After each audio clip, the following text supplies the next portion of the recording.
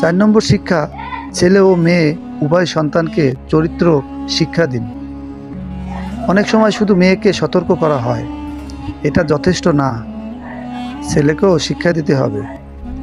সম্মান, লজ্জাশীলতা, দায়িত্ব, মানুষকে সম্মান করা।